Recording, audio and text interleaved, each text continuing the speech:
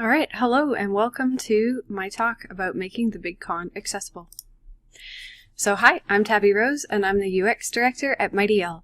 My background was actually not originally in games, but instead in biology and medical illustration. Although today's talk is definitely about UX in games, I like to think that my approach is a little bit based in my former science education life as well, and we'll talk about that a little bit later on. So Mighty L's debut game, The Big Con, launched on August 31st. The Big Con is a 90s comedy adventure game about Allie, a teen whose mom's video store is under threat from loan sharks. Allie decides to ditch Bandcamp and go on a cross-country adventure to con people out of their cash and save the store. It was a blast to work on, and I'm super proud that it's out now. This is my first role as a UX and UI designer, so I'd like to do a little bit of a postmortem, talk about my process and helping our game to come to life. Specifically, I wanted to talk about my work in making the Big Con accessible in the hopes that it inspires some designers out there to make their games more accessible too. So let's talk about some of the accessibility features in the Big Con. When I talk about accessibility, I'm not just talking about options, although all options are accessibility options too. I mean that the entire UI and UX is designed with the player in mind, and knowing that we want as many people as possible to be able to play out of the gate. So that means there are built-in accessibility features as well as options and also communication outside the game itself to facilitate an enjoyable experience for players. So large font size and high text contrast help make dialogue easier to read from farther away or with low vision. All of our dialogue in UI was contrast tested to make sure it passes WCAG guidelines, which is meant for web but works perfectly well for games too. We use large interaction regions for things like pickpocketing, eavesdropping, and picking up items to make it easier to move around the world and do stuff in it, even if you don't change any of the other difficulty options. Information is usually communicated through multiple channels like icons, color, and movement as opposed to color alone. We don't have voice acting, but also none of the audio in the game is required to hear to play, although it is used to enhance the experience. And we always show what buttons need to be used for different actions in the UI so that players don't need to remember that information. There are also features which are optional, meaning players can either choose whether to take advantage of them or they can be directly altered in the options menu. So we implemented a one-button difficulty option for pickpocketing, which is a major mechanic in the Big Con. The regular version of the minigame requires a long button press and precise timing, which is not always easy or possible for someone to do if they have a motor disability. Of course, this also makes pickpocketing easy for many other reasons, like needing to review the game quickly, testing or speedrunning, getting bored of the mechanic, or getting wrist or hand strain. There are story hints and tutorials given via Rad Ghost, who is a very cool NPC, and you'll see him on the next slide, but you can ignore them if you want to figure things out on your own. We also use a notebook to automatically store facts for various cons and let you know when objectives have been reached. This was actually the first feature that I designed for the game, and I'll talk about that a little more later as well. In the options, you can turn off distracting dialogue effects and change the font throughout the game if you find the default difficult to read. We also implemented extensive control remapping. That feature actually didn't ship at launch because we had some issues with it on console, but it will be coming back in a patch in the very near future. It's my strong belief that accessibility doesn't just stop at the game itself. Players won't know these options exist unless we tell them, and for some people that makes the difference between buying the game or not. For that reason, we made accessibility part of our PR and marketing plan, which is part of why I'm here, and also spent some time making a fully accessible version of our website, which also lists all of the accessibility features as well as all the other information about the game, including the trailer, the core mechanics, and how you can buy it. That website was made to work with keyboard-only and screen readers to facilitate getting at our game information easily for anyone who doesn't want to sift through our very cool but very inaccessible 90s-style landing page. Our marketing team has also been making an effort to build accessibility into all of our communication, so we've started captioning trailers and other video content and adding alternative text to images on social media and more. So let's turn to how I approach design in order to build features. As a note, it's difficult for me to separate accessibility design from my overall philosophy as a game designer, so some of the things that I want to touch on are more general design skills that come in handy when approaching accessibility problems. So games always exist as a conversation between a player and a game program. Players provide inputs or controls which change something within the game program, which then presents some kind of feedback, which changes something within the player, and that prompts them to choose a new input, and so on. This is how I think of games. This is my game loop. So UX and accessibility exist in the input and output phases. How do we make controls as seamless as possible so that any player can play? And how do we make feedback as understandable as possible so that any player can interpret it? Players are integral parts of the games we create, as I just showed. A game literally doesn't exist without a player on the other end. So therefore, as a UX designer and a game designer and an accessibility designer, my most important skills are empathy and communication. That's so that I can design controls that players can use and design feedback that they can understand. And I think this is where my background comes in. So my background was all about scientific communication, basically how to use images, words, and layouts to explain difficult concepts to different kinds of audiences. It's so important to know who you're speaking to so that you can design communication effectively. Basically, I think of myself as a teacher or a communicator. When I'm making games, that means my main job is to teach players what the mechanics are and how they can use their verbs or controls effectively. And as you can see by some of the student and early work that I did as a biomedical communicator, you might be dealing with a lot of different audiences here. So it could be patients that you have to give sensitive information to and communicate sensitively to. It might be a doctor who requires something a little higher level, maybe a little more technical.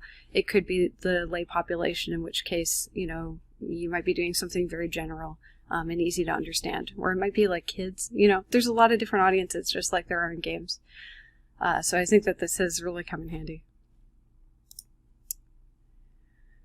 Alright, so as a teacher of the games that I make, teacher in quotes, I want to remove their barriers for learning, which in this case means I want players to be able to be motivated to finish the game, able and motivated to finish the game.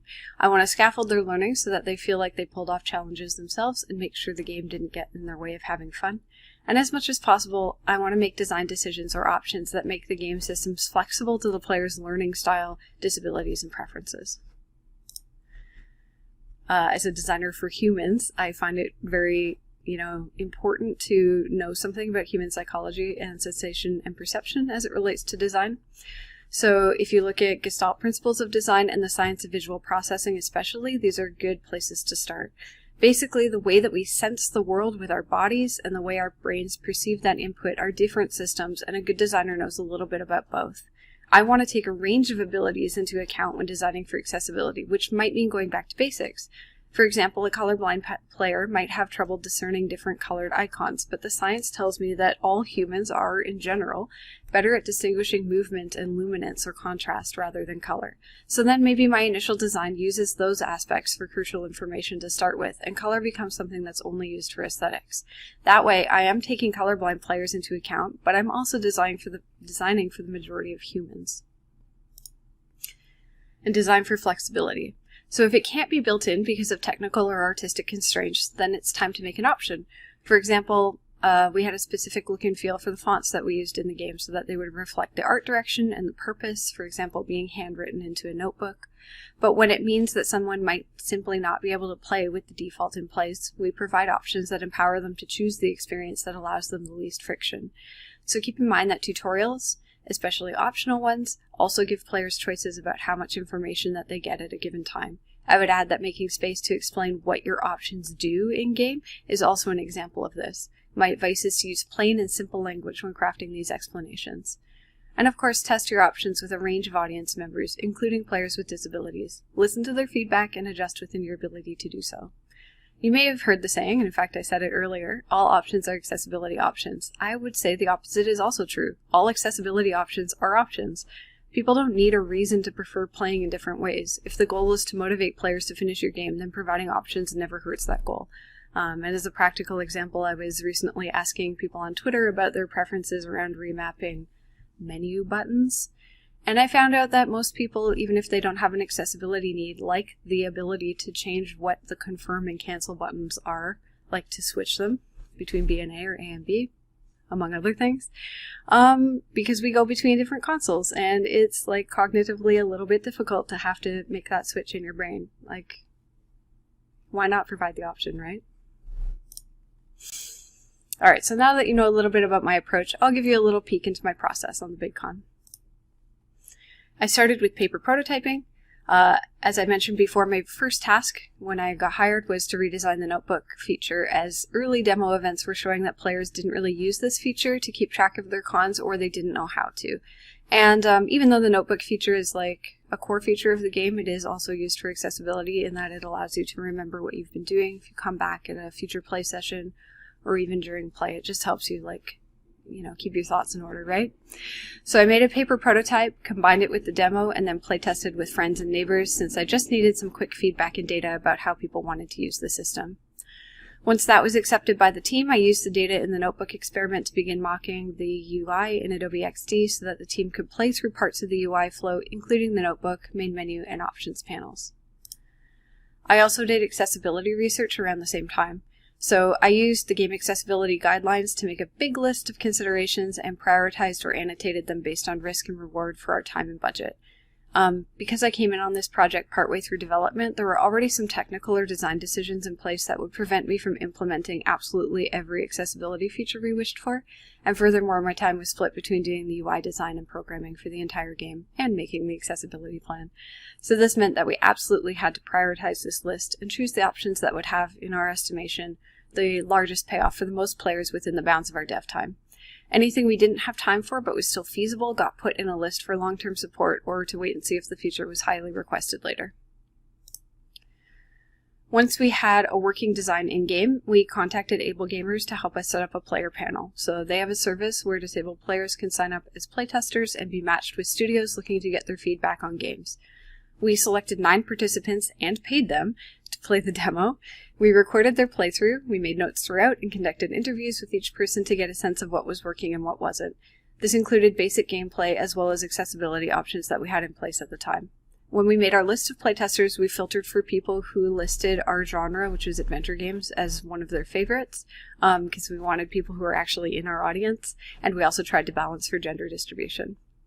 Our players had a range of needs, a range of controllers, and a range of play styles, and the interviews were absolutely invaluable.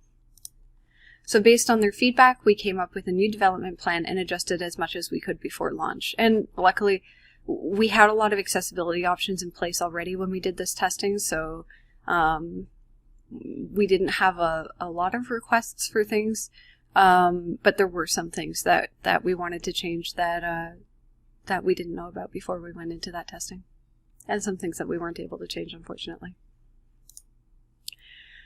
So post-launch, we're still talking to players with disabilities who have questions about whether they'll be able to play or who want to stream or help out in some way. We wouldn't even be able to do this if we weren't making an effort to let our players know that we care about accessibility and that there are options for them in-game. So like I showed before, we're also working on making our marketing itself more accessible so that more potential players can hear about us, and that also means we're trying to push for our publisher to include things like captions on trailers when we provide them, and cultivate an audience that cares about accessibility. And lest it go without being said, a big part of my job has been advocating for accessibility with my team and getting them on board, which they absolutely have. It really takes the whole team buying in for this to work, otherwise it's going to be hard to get the resources and help that you need. So some takeaways. Making your games more accessible is definitely a process. You're going to be constantly researching, learning, talking to people, and trying new things. Look at other design disciplines. The web dev world has been having this conversation for a long time, and there are a lot of great resources there. Look at education, infographic design, and regular old graphic design. Remember that the best people to ask about making your game more accessible are the people who need barriers removed. Compensate them for their time and work. Accessibility is in some ways about compromise and doing the best you can with the available resources. That's not an excuse to wait until the last minute and run out of time and budget for this work. It should be incorporated into your game and your UX process as early as possible, with the understanding that you may not have control over a project as early as you might like. If you get buy-in from the whole team, the work is easier and it can go deeper. Communicate your limitations as well as your features. Not every game is for everyone, and that's okay. You're helping players make informed decisions without having to buy and potentially return your game, which is like a horrible user experience, and find games that they'll enjoy. You're not going to get everything perfectly right the first time, but that's okay. Just bring your knowledge to your future projects. So thank you so much for your time. You can follow me online at Tabby Rose, and you can check out the Big Con and our future work at Mighty L. Cheers!